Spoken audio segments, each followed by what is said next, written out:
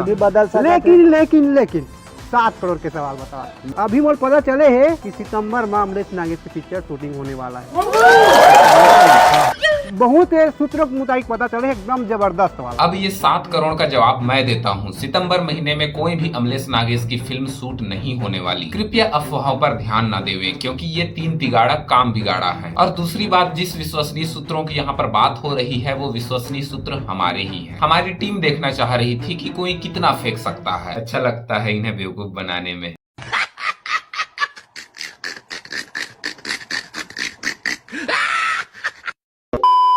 मोहित साहू जी और हेमा शुक्ला के बीच संबंधों को लेकर पहले से ही फिल्म इंडस्ट्री पर बहुत सारी बातें चल रही थी। दोनों के बीच आपसी अनबन को लेकर कई सारे विवाद सामने आ रहे थे। हाल ही में हेमा शुक्ला और मन कुरैशी की फिल्म मोहित साहू जी की OTT प्लेटफॉर्म पर गढ़वा बाजा जो है रिलीज हुआ था। लेकिन सबसे बड़ी दिक्कत वाली बात यहाँ रही कि हेमा शुक्ला को लेकर मोहित साहू जी ने कई सारे नेगेटिव कमेंट्स किए। इस फिल्म को लेकर मोहित साहू जी ने बहुत सारी तारीफें की। कमेंट भी इस तरह के थे जो कि कोई भी कलाकार अगर सुनेगा तो उन्हें जो है अंदर से आहत हो सकती है। एज अ प्रोड्यूसर मैं मोहित साहू जी से इस तरह की तो एक्सपेक्टेशंस नहीं रखता, लेकिन उन्होंने इस तरह के कमेंट किए। आप खुद ही देख सकते हैं, इस वीडियो पर मैं आपको दिखा दूंगा कि मोहित साहू जी ने हेमा शुक्ला को लेकर किस तरह के कमेंट किए। थोड़ा सा वीक पड़ गए है, हीरोइन हेमा शुक्ला वीक पड़ गई है। ऐसा लगा थे बोला डायरेक्टर पकड़ पकड़ के काम करवाते, मतलब थोड़ा सा पिक्चर के लिए दूसरा हीरोइन हो जाती इसमें तो मजा आ जाती है। लेकिन चल कोई बात नहीं, अब वो हीरोइन है, आर्टिस्ट से काम करत, लेकिन ओकर काम में बिल्कुल मजा नहीं आता।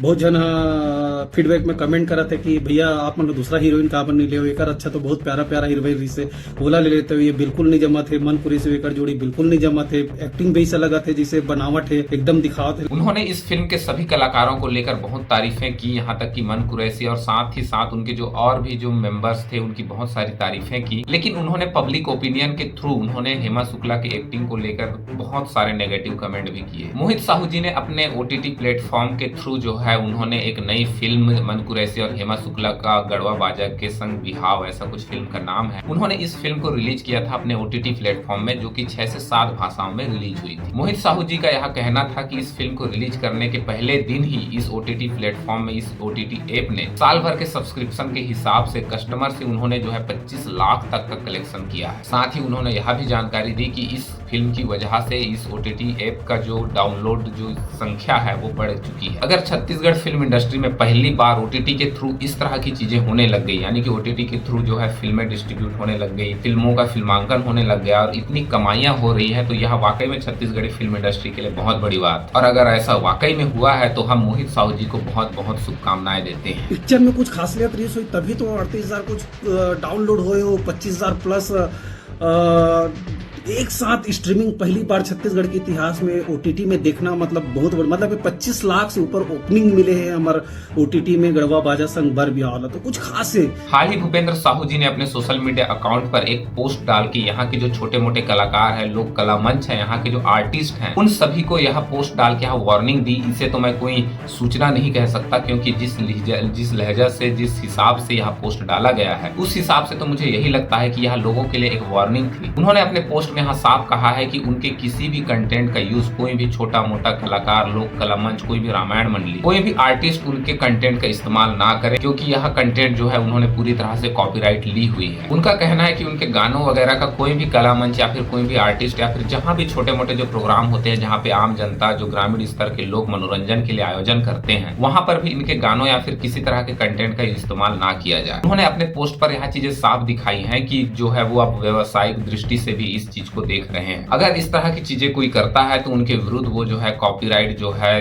प्रकरण चलाएंगे। यह पोस्ट देख के दोस्तों अगर मैं अपना ओपिनियन दूं तो यह पोस्ट कम, सूचना कम, धमकियां ज्यादा लगा। मुझे धमकियां लगा उन लोगों के लिए जो कि छोटे मोटे कला मंच, लोक कलाकार हैं, जो कि छोटे मोटे आर्टिस्ट हैं और गाँव के जो लोग हैं जो अपने मनोरंजन के लिए इन गानों का इस्तेमाल करते हैं, लोकल लेवल पर इन गानों को जो है चलाया जाता है, इसका इस्तेमाल किया जाता है। उनके लिए यह एक बहुत बड़ी धमकी लग रही थी मुझे, क्योंकि यह पोस्ट तो यही कहना चाह रहा रहा था। अभी तक भूपेंद्र साहू जी को लेकर, उनके कलाकारी को लेकर बहुत सारे जो अच्छी छवि बनी हुई थी लोगों के बीच, अब वो छवि जो है धीरे धीरे धूमिल होती जा रही है। सच कहूं तो मेरे दिल में भी उसके प्रति जो सम्मान की भावना थी वो इस पोस्ट के बाद थोड़ी सी प्रश्नवाचक चिन्ह लेके बैठ गई है। उनके इस पोस्ट का कहने का आशय यह था कि जो गांव के छोटे मोटे कलाकार या छोटे मोटे कला मंच रामायण मंडली है, अगर उन्हें प्रस्तुति देना है तो उन्हें अपना वकील लेके मंच पर चढ़ना पड़ेगा। ग्रामीण स्तर पर छोटी मोटी जो आम जनता है वो अपने मनोरंजन के लिए लोकल स्तर पर लोक कला मंच का आयोजन करती है। भूपेंद्र साहू जी के इस पोस्ट के अनुसार अगर कोई भी इस तरह की चीजें करता है, छोटा मोटा कला मंच का भी आयोजन करता है जिसमें इनके कंटेंट को चलाया जाता है, तो लोगों को चाहिए कि लोग उनके पीछे पीछे घूमे और उनसे परमिशन लेने की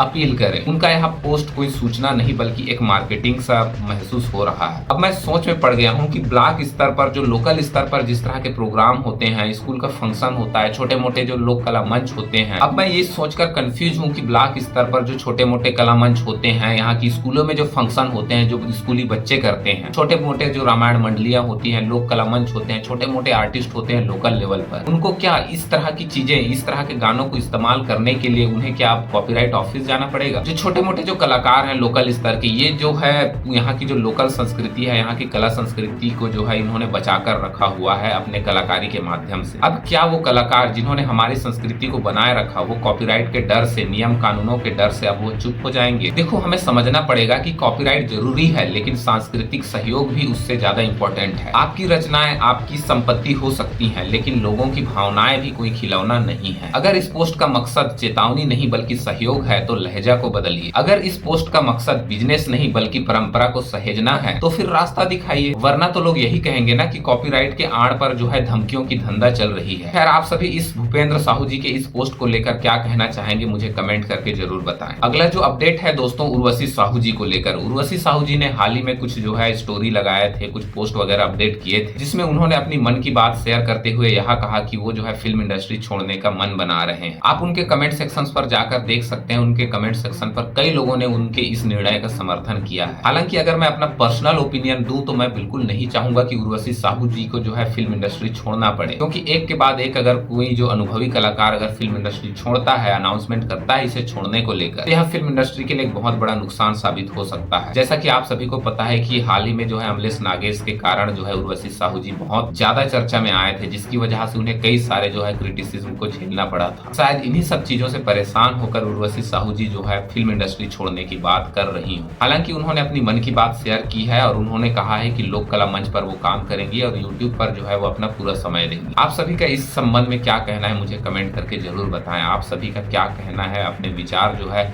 मुझे अपने इंस्टाग्राम अकाउंट पर भी शेयर करें। तो खैर दोस्तों, आज का यह जो वीडियो का जो अपडेट था बस यहीं तक था। मिलते हैं अपने नेक्स्ट वीडियो पर। हाल ही में जब मेरा एक वीडियो आया था अनिल सिन्हा वर्सेस अमलेश नागेश को लेकर, तब सभी को तो पता ही होगा कि अनिल सिन्हा का जो है मेरे चैनल पर जो है उनका कमेंट आया था।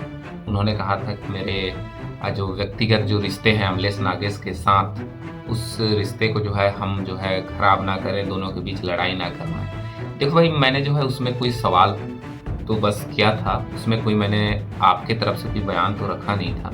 वो जो भी बातें थी, जो भी सवाल थे, मैंने अपने यूट्यूब के उस वीडियो के थ्रू आप सभी को जानकारी दिया था। लेकिन दिक्कत वाली ये थी ना कि अनिल सिन्हा जी जो है शायद इस बात को पर्सनली लिए हों। उन्होंने कहा भी था कि आप जो है हमारे बीच लड़ाई करवा रहे हैं। देखो, मेरा उस वीडियो में सिंपल सा सवाल था कि देखो, जब